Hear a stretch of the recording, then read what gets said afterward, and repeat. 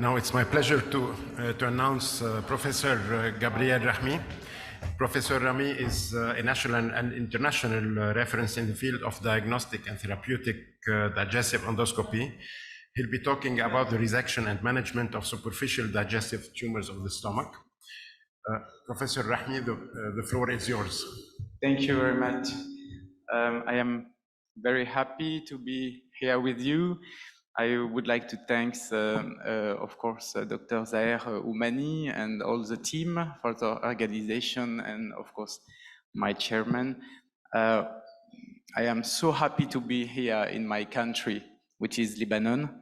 I work in Paris, and I will try to discuss with you the curative resection of colorectal cancer during an endoscopy, and the question is this resection is curative? So, when you have, and we discussed about the stomach cases, but of course in the colonic cases, we have the same strategy, which is detection and characterization before resection. If you have irregular vessels, irregular beat pattern, you know there are many classifications. You have, if you have a suspicion of cancer, to try to make a resection. Our objective is an M block R0, we will define every word, curative resection, depending of the size, depending of the skill of the endoscopist. You can perform ESD or EMR for smaller lesion. Of course, if you have a suspicion of cancer, the best strategy is to make a resection with endoscope using endoscopic submucosal dissection.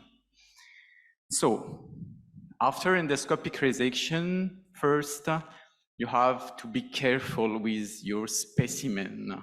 You have to put your specimen in a dedicated support, mucosa side up, of course. You have to pin. We have in our unit like a box to do that just after resection.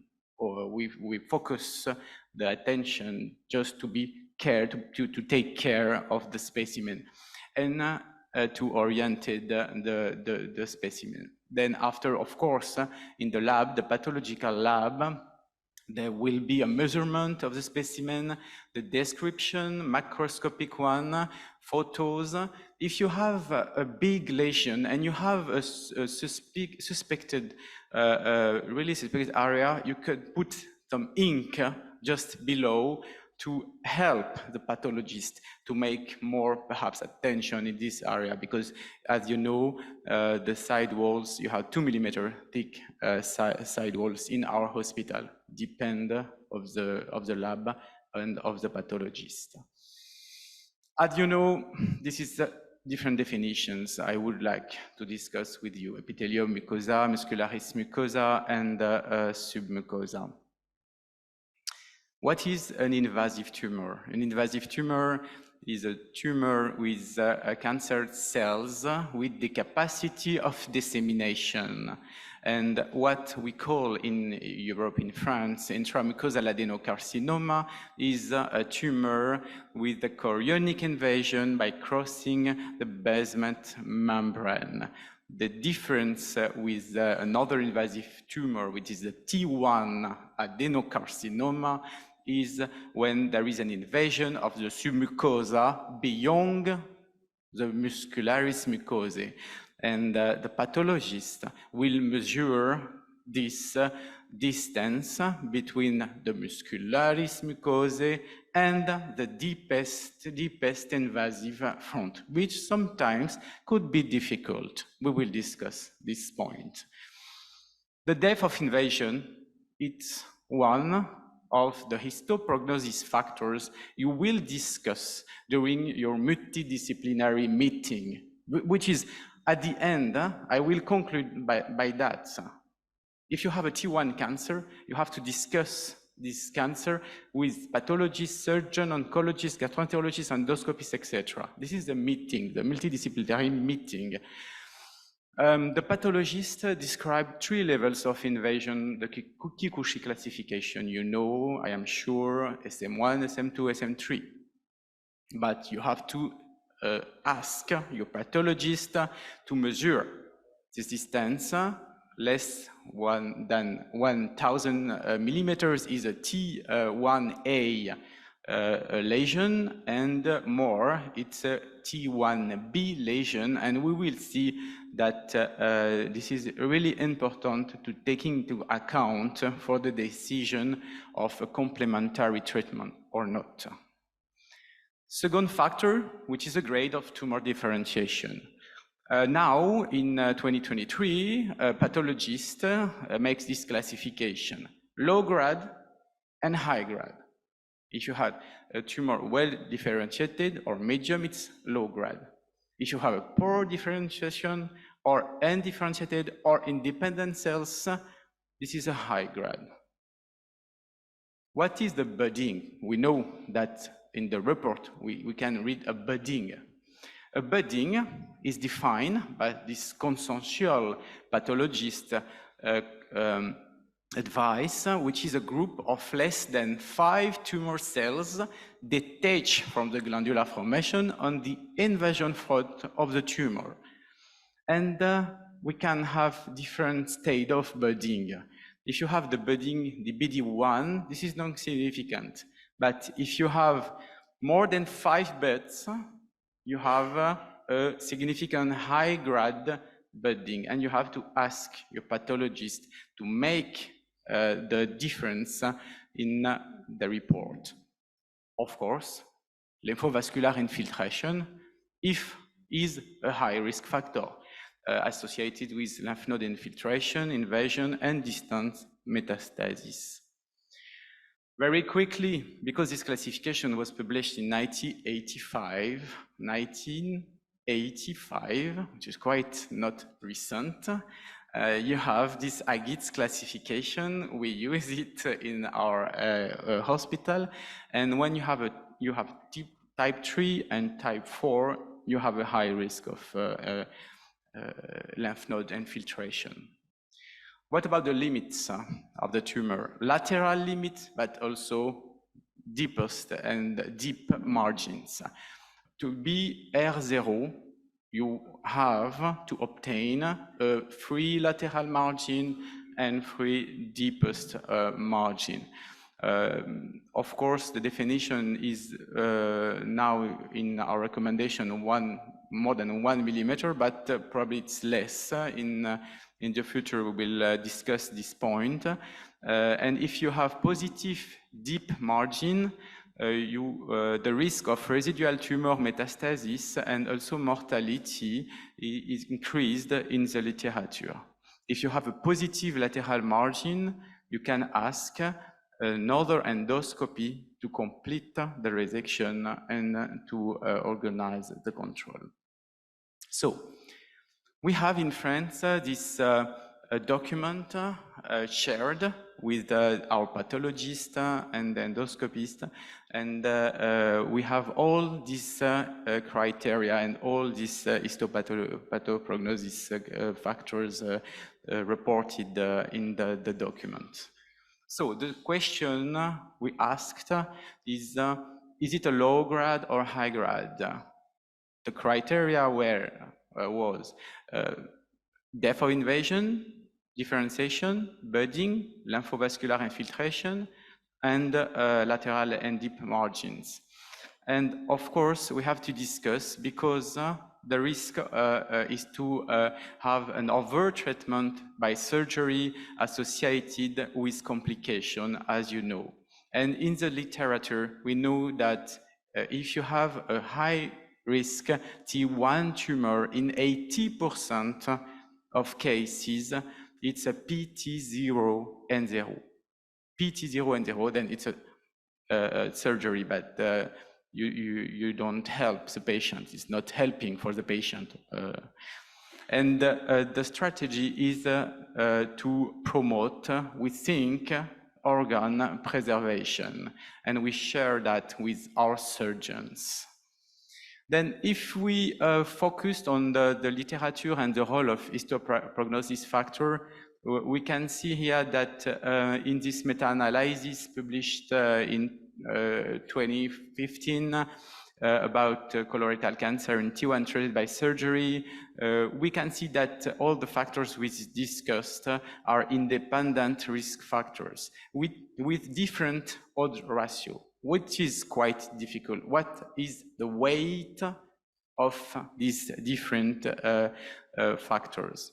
And in this other meta-analysis, we know that the recurrence after ESD is within 6 years. In this case, the recurrence rate was 3.3%, and this recurrence rate was influenced by the high risk or low risk tumor. For high risk tumor, this recurrence was 7%, and low risk 0.7%. But the weight of these factors are different.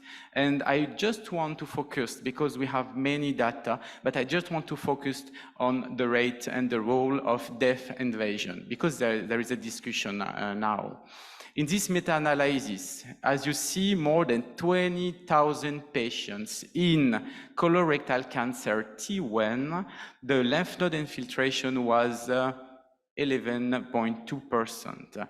The definition of the death invasion was more than 1,000 microns, and the lymph node infiltration was 2.6% in the univariate analysis. But if you perform a multivariate analysis, which is quite interesting, in this interesting study published in 2022 in the journal Gastroenterology, that the depth of invasion is a non-significant factor at the difference in comparison with low-grade differentiation, lymphovascular infiltration, and significant budding.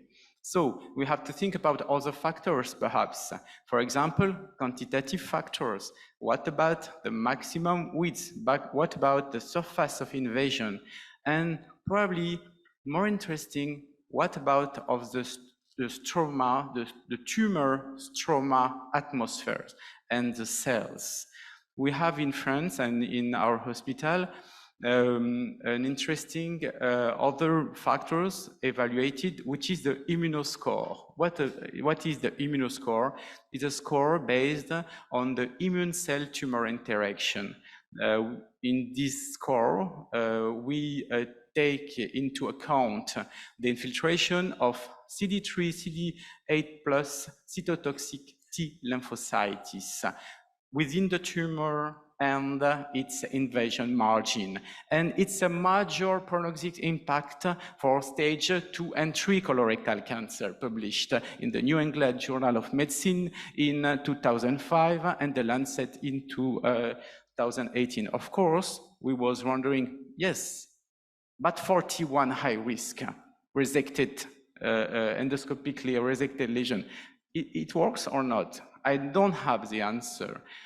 We have preliminary results. This is a multi-center retrospective study on more than 130 high-risk T1 colorectal cancer resected by EMR or ESD. And we showed in this really preliminary results that it could be an independent prognostic factor for lymph node invasion or recurrence. But this work is in progress. So we are in the multidisciplinary meeting after our endoscopic resection, and we have a T1 colorectal cancer. The pathologists say there is no histoprognosis factor. This is R0 curative resection. The risk is very, very, very low. Then we can recommend a follow-up, endoscopic follow-up.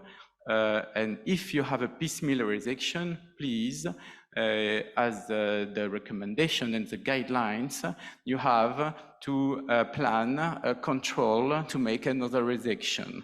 And after, we recommend 1 year, 3 years, and 5 years colonoscopy follow-up. So, most difficult case. You have high risk. Of course, you have high risk resection, more than one factor. You will recommend surgery, but you have to think about comorbidities, of course, the age, comorbidity, etc. If in this case, as I told you, there is 80% in the literature, 70 to 80% of PT0N0. And you can ask, we recommend this, but this is our recommendation. We recommend the follow-up during 6 years, because I told you that during 6 years, you can have recurrence with endoscopic and oncological follow-up. Of course, if you have a stage 3 colorectal cancer, is chemotherapy. The discussion is when you have only one factor, which is an invasion deaths, probably that we have data now to say in a conservative strategy way, not to make a surgery between 1,000 and 2,000 microns. You can ask a follow-up, of course, during 6 years, or chemoradiation. If you have a rectal case, as you know, the risk of invasion, left node invasion, is quite high in these cases. Two challenges, of course, is preventing recurrence and limiting morbidity and mortality. Then, as you see, we have to work on this kind of prognosis factors. In the literature, you can read very interesting published documents about nomogram, and nomogram as a novel predictive tool for lymph node metastasis in this kind of T1 colorectal cancer treated by endoscopy. In the future, of course, we can put intelligence artificial everywhere, but why not helping us to answer this quite difficult question? Thank you.